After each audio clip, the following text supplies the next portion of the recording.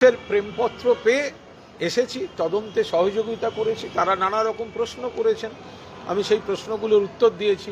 আমার সব প্রশ্ন মনে নেই, বলাও ঠিক নয়, তবে এরকম একটা ধরতে পারেন, মানে একটুখানি কল্পনা মিশিয়ে, যে রাস্তাটায় দাঁড়িয়েছিলেন পিচের রাস্তা ছিল না মাটির রাস্তা ছিল। আচ্ছা, যে গাছটার তলায় দাঁড়িয়েছিলেন ওটা পলাশ গাছ ছিল না কৃষ্ণচূড়া গাছ ছিল? আপনারা যখন দাঁড়িয়েছিলেন তখন কলক্ষ গাড়ি আপনাদের জন্য অবরুদ্ধ হয়েছিল। তা আমি কিছু ছবি ওনাদের দিলাম, তাতে দেখা যাচ্ছে একটা ধুধু রাস্তা, এবং আমরা কোনো অবরোধ কোনো কিছু করিনি, কোনো পলিটিক্যাল প্রোগ্রাম করিনি। তো আমরা যা যা বলার সেগুলো বলেছি। আমরা পুলিশকে তো সহযোগিতা করছিলাম। আমরা যে কারণে এসছিলাম, যে পুলিশ তখনও হ্যাঁও বলেনি নাও বলেনি, না বললে নিশ্চয়ই আসতাম না।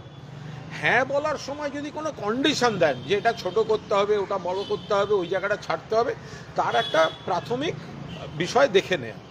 তো দেখে নেওয়ার জন্য তো এটার জন্য যে পুলিশকে চিঠি দিতে হয় বা এটা যে অপরাধ, এটা কে বুঝবে?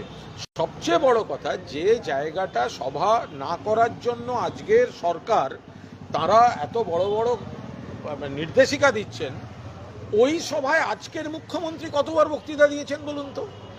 ওই একই জায়গায় ভিক্টোরিয়ার হাউসের সামনে তৃণমূলের শহীদ তর্পণের যে সভা, সেখানে আজকের মুখ্যমন্ত্রী কতবার মমতা বন্দ্যোপাধ্যায়ের নেতৃত্বাধীন তৃণমূল কংগ্রেসের লক্ষ লক্ষ কর্মীর সামনে তিনি কতবার বক্তৃতা দিয়েছেন। আজকে সেই শহীদ তর্পণের জায়গা ওখানে হবে না।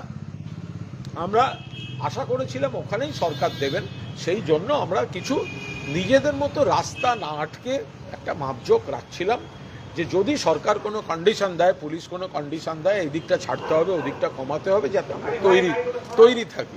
তো সেই জায়গায় দাঁড়িয়ে তারা নোটিশ দিয়েছেন, জিজ্ঞাসাবাদ করেছেন। আমি জিজ্ঞাসাবাদের যা যা উত্তর দেওয়ার দিয়েছি, কিন্তু এর থেকে প্রমাণিত হয় যে আচ্ছা, মমতা বন্দ্যোপাধ্যায়কে যদি তৃণমূল কংগ্রেস নাকি দুর্বল হয়েছে, মমতা বন্দ্যোপাধ্যায় এই হয়েছেন, অমুক সরকারের পৃষ্ঠপোষকতায় দল নাকি ভাগ করার চেষ্টা হচ্ছে, তা এত ভয় কিসের?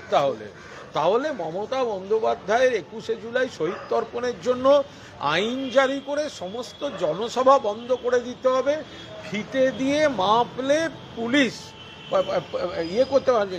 ওনারাই লজ্জায় পড়ে গেছে, ওনাদের উপর আমার কোনো রাগ নেই, ওনারাই বিরাট লজ্জায় পড়ে গেছে যে এরকম একটা ওপর থেকে এসছে যে ওনাদেরকে এই বিষয়টা নিয়ে লোককে বিরক্ত করতে হচ্ছে। ওখানে কি জায়গা দেওয়া হচ্ছে না, সেটা তো কাল জানিয়ে দিয়েছে, ওনারা দিচ্ছেন না। তাহলে কোয়েশ্চেন ডাজ নট অ্যারাইজ। আমার তো সেটাই প্রশ্ন।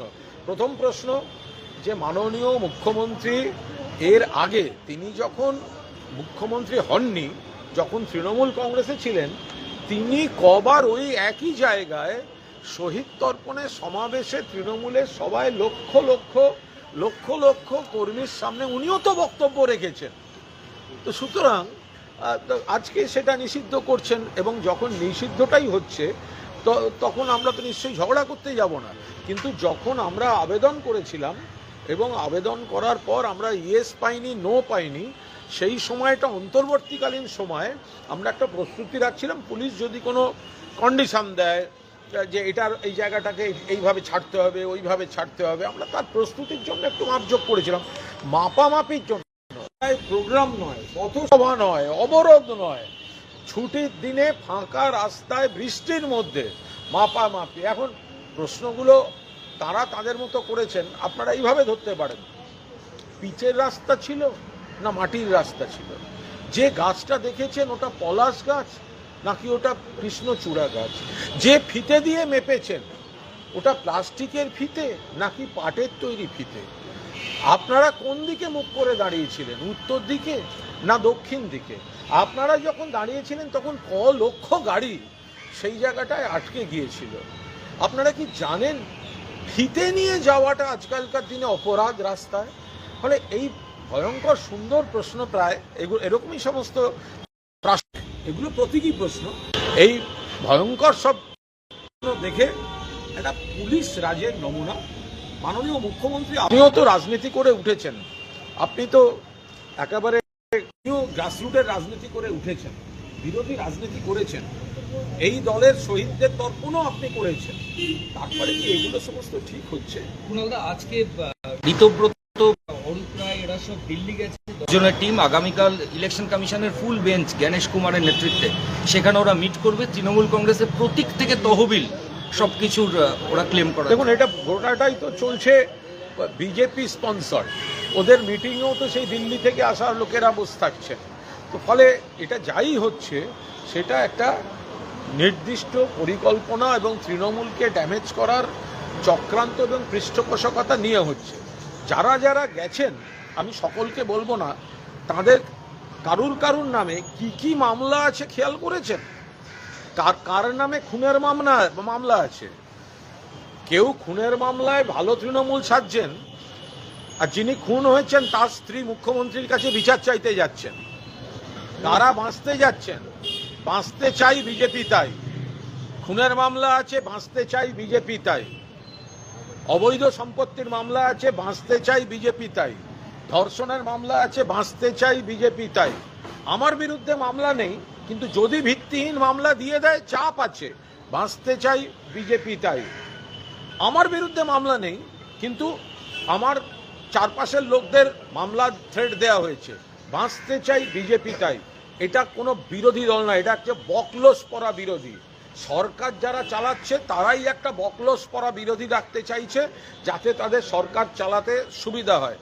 এরা তৃণমূলের টিকিটে জিতে মমতা বন্দ্যোপাধ্যায়ের পিঠে ছুরি মারছেন, নিজেদের এলাকায় যেতে পারছেন না, আত্মীয়দের কাছে অধিকাংশই মুখ দেখাতে পারছেন না।